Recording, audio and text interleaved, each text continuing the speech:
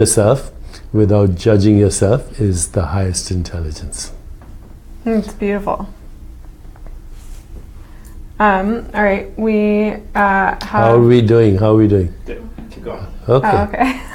We're having a little technical glitches over here, so just wanted to make sure that we're... The technical glitch was to test you guys to see if you were frustrated, getting upset, getting caught up in your ego, so it was a test. Yeah, and so just to recap on ego, can you just say the last part of that again so our viewers can... To observe yourself without judging yourself is the highest intelligence. Okay, that's great. Do you think that words are a form of energy? Words can create energy. So if your words are loving and compassionate, they heal. If your words are hostile, they can cause immense damage. So before you speak, always ask yourself, is it necessary for me to speak right now? Is it true? Is it kind? Is it loving? Will it help make a difference? And the answer is yes, then you speak. And if you follow that rule, then your words will be healing. Great. Another question we have is, what do humans have control of? What do we have? If anything, what do we have control over? We have control over the choice that you're making right this moment. So be aware of the choices in this present moment, then detach from the outcome and move on. When you live like that, when you live with no resistance, no anticipation, no regrets, making conscious choices right this moment, then you have a life that will be experienced as flow, a life that has no resistance, where you'll have spontaneous intuition and everything will happen as it should. But if you have resistance, if you're trying too hard to control, that's why I don't like the word control, then the more you try to control, the more elusive it will be. Just make conscious choices. Okay. We have a question here from Mashari. She said, "Good morning, sir. I've tried many ways to manage my time and I didn't sacrifice. What shall I do? Do I need to change my job and path?" No, if you like your job, obviously you shouldn't change it. But when you are working, that's focused work time. And don't do anything else. Just focus on that. But then also take out some time for, checking your iPhone, focused technology time, focused relationship time, focused meditation time, focused meaning the intention to sleep. All these things are very important. Sleep, rest, exercise, relationships, downtime, meditation. So do one thing at a time. Your neural networks, at least your conscious brain, it cannot multitask. That's a myth. In fact, multitasking is the one thing that gets worse with practice. Oh, that hits close to home. Well, the more you do it, the more it'll ruin your neural networks, and it's addictive. It's like cocaine. So don't do it. Noted. Very much noted. Okay, here's another question we have. How do you deal with critics of your alternative medicine beliefs and practices personally? See, 40 years ago, I would be very offended. But then a long time ago, I also realized that if I was going to be concerned about my critics, I would be offended for the rest of my life. So I made a conscious decision to ignore my critics, and I discovered something very interesting. They can't stand it. You ignore somebody, they can't stand it. They get incensed and then they finally give up.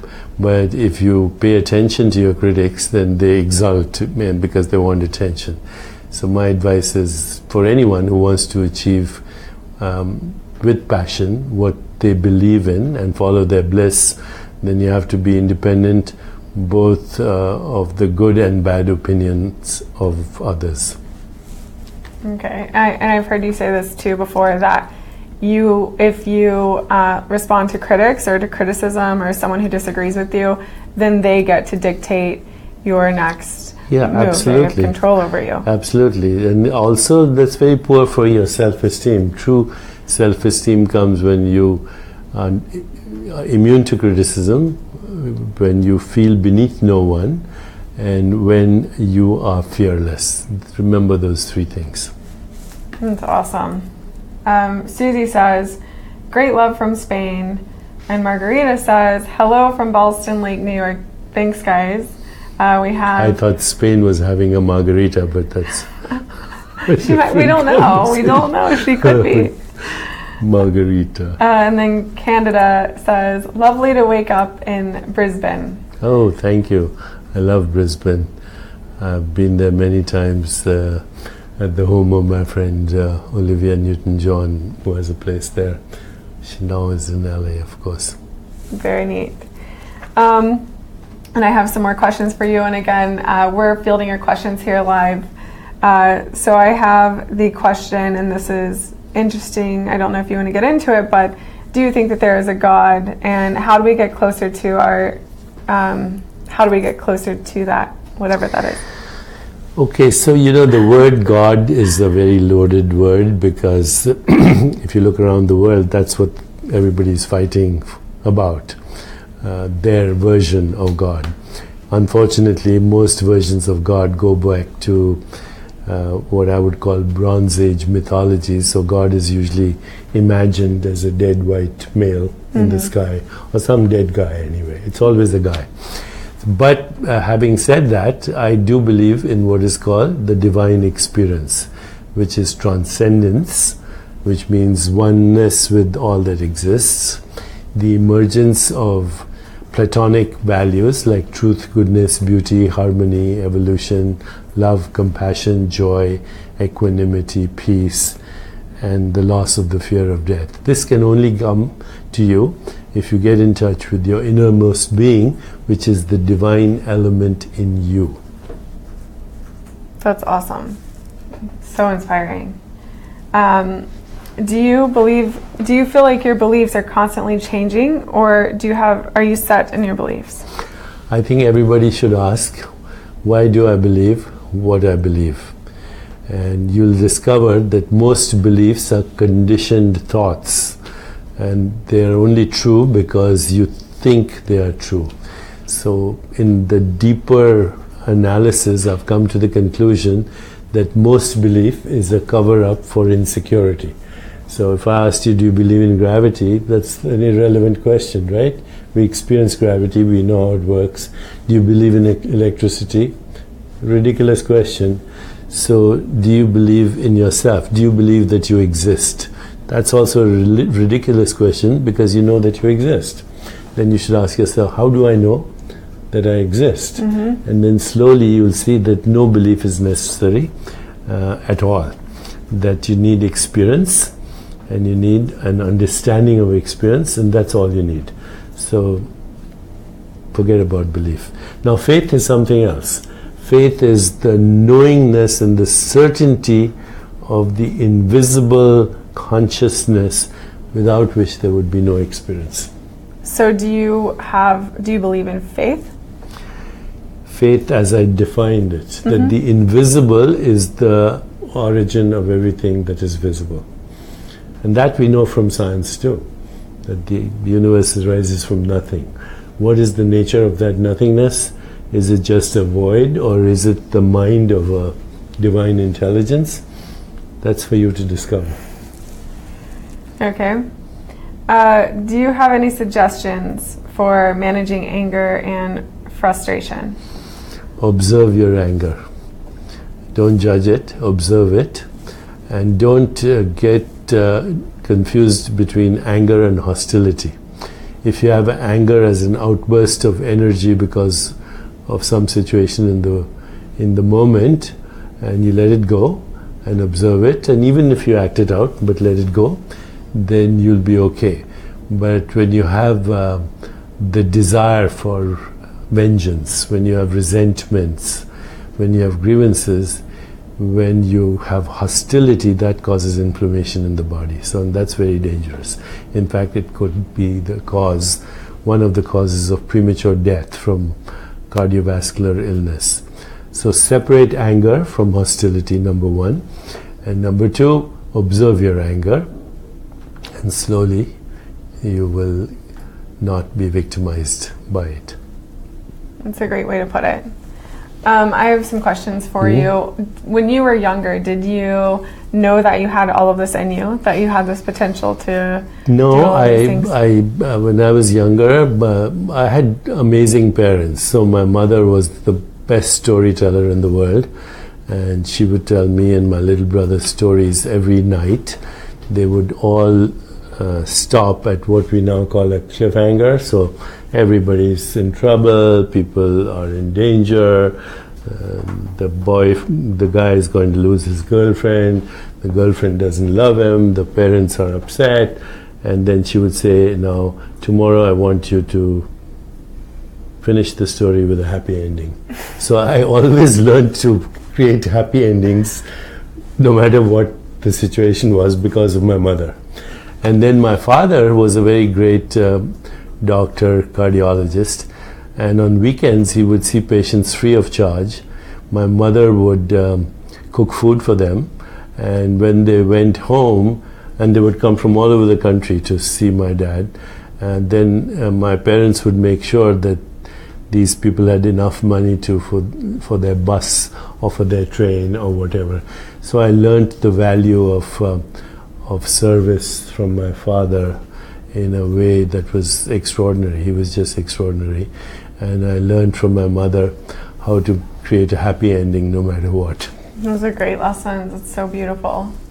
When did you know that you were going to take that dive into the public spotlight? And that's so different from an ordinary life, and it actually leaves you quite exposed at first. Yeah, I never actually planned it. I'm still perpetually surprised that I'm so much now in the public domain, that I'm in social media, on TV, etc. So I never planned it that way. It just happened, and now I'm here. What can I say? Yes. We have a question that says, how do you maintain being present throughout the day? Once in a while, stop and ask yourself, am I present? What if the answer is no? Then just asking the question brings you into the present. Or, even simpler, once in a while, stop and observe your breath. Your breath is always now. Okay. Is there anything in your book that you did not get to, that you thought about later that you didn't put in it? Or is there anything that you've been thinking about lately that you haven't had the chance to talk about? I have been thinking, since we are the universe, and since the universe comes from our cosmic self beyond our conditioning, that now it's our responsibility to create the universe we want collectively. And we start with planet Earth. More peaceful, just, sustainable, healthier, happier, joyful. Wonderful. We have a question here from Louise. Hello, Louise. She says that she feels stuck in grief and in the past. How can she move on in life? So one of the reasons you might feel stuck is that you never actually fully embraced your grief. The cure of pain is in the pain. So when you fully embrace your grief and you feel it in your being, in the deepest core of yourself, in your body, then you will move through it. So I think you may have been suppressing your grief, and you may be ruminating about the grief, you may be analyzing the grief, you may be sad about the fact that you haven't been able to overcome it, but maybe, and I'm guessing, you have never fully embraced it. Embraced it means fully, totally surrendered to the grief and felt it at the core of your being. Definitely. Absolutely. And what is there a way that you can facilitate that process easier? Yes, you feel it. Number one, feel the sensations in your body. Number two, share it with a loved one. Number three, express it, first person, second person, third person. Number four, do a ritual to release it. So take responsibility, observe, define, express, share, release, and move on. Beautiful. We have another question from Mahogany. She says, how do you deal with anxiety or nervousness? Do you get nervous anymore? Even? No. No, but how would you recommend somebody who does have anxiety or nervousness? So anxiety is the worst use of imagination, and creativity is the best use of imagination. Right? Anxiety is never now. It's in your mind. You're imagining something that is going to go wrong. So anxiety is the anticipation of pain in the future. Anger is the memory of pain in the past. Guilt is the direction of pain at yourself. Depression is the depletion of energy as a result of not dealing with your issues.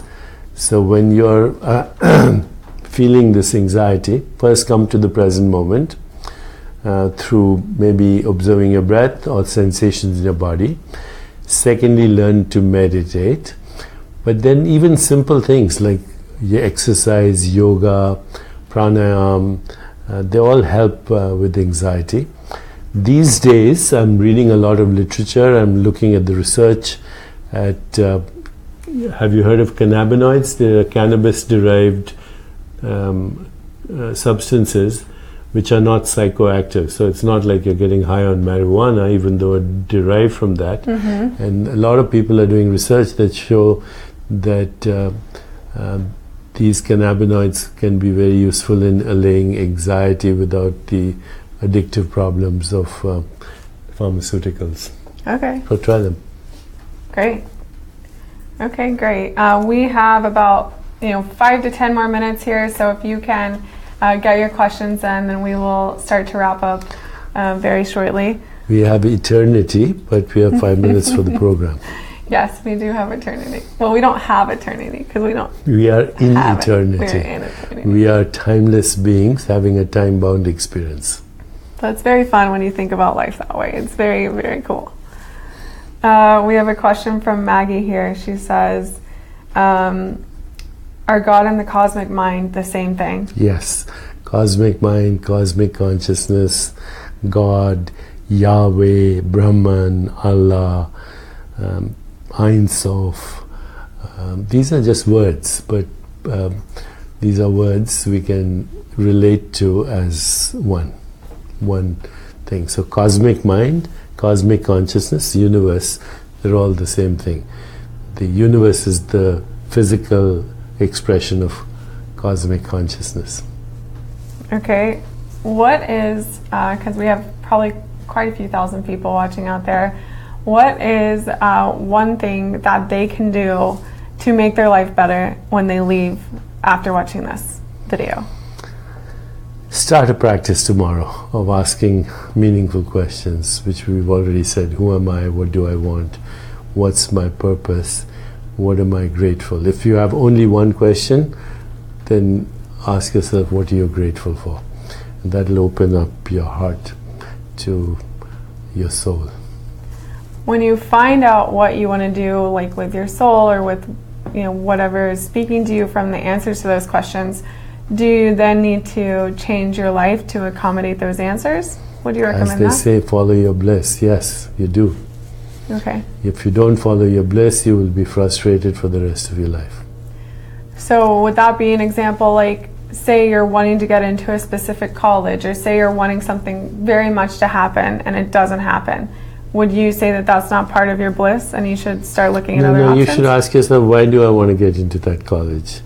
Why do I want that job? Why do I want that relationship? And if you ask why, it's because you want to be happy, right? Mm-hmm. That's the ultimate goal of all other goals. And you are happy, number one, when you see opportunities instead of problems. So if you get rejected by the college, good reason, there's a better reason. I let go of my idea of how things should be, trusting that I don't know the big picture. Secondly, always know that the most important thing in life is happiness, and the best way to be happy is to make other people happy.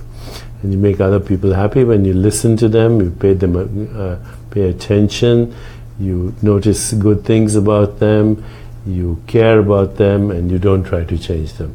Then you'll be a happy person, and then life will flow in the direction of what you really want. Okay. But just because you get rejected by a college, that could be the best thing that happened to you. Definitely. Happened to me. Happened to me. I've been rejected for quite a few things, actually. Rejection tells more about the person who rejects than about you. Oh, wow. That's very neat. Okay, so we really have to wrap up. I see questions coming in. Maybe we can get 2 more questions. I see them here. So we have one from Arnaldo. He just says, I feel resonance with you and I thank you for your teaching. And then we have one from Erica. She says, how can we be sure that our absolute consciousness is not just another state of knowing? It is a state of knowing. It is what gives you the experience of knowing. So your absolute, without your consciousness, there's no knowing and there's no experience. So consciousness can be actually defined as the element of knowing in every experience. We say, I went yesterday to see a movie. I am doing an interview with Sarah. I like Chinese food. I love this book. I don't appreciate Donald Trump. Now, in all these different things, there's only one constant, I. Mm-hmm. That's who you are. And I has no name, has no form, and is not in space-time, therefore it's absolute, it's eternal. That's awesome. So I have a million other questions, but I'm not going to get to answer them this time. We will have to have you on again, because I know... Yeah, I'll be happy to come back. Thank you so much. Thank you. I just want to make sure that we cover all of our bases here. Where can they get your book, You Are the Universe? Anywhere where books are sold, they can get it online, any bookstore. They can go to my website, discoveringyourcosmicself.com. Who would you recommend would read this book? Whoever is ready. Okay. And then how can they follow you, Doctor? Oh yes, I have a daily Facebook Live, and you can just follow me on Facebook Live every day, or you can go to deepakchopra.com. And then you also have another website as well. Jayo, which is an internet of well-being with 40 experts in the area of exercise, meditation, love, relationships, anything to do with well-being, and that is JIYO.com. Wonderful. And then he's also on Instagram and Twitter. If you guys have more questions for him, feel free to reach out there as well. Again, thank you, Dr. Chopra. This has been amazing. It's been quite an honor. I enjoyed it, Sarah. Thank you. Thank you. And thank you guys for tuning in. Cheers.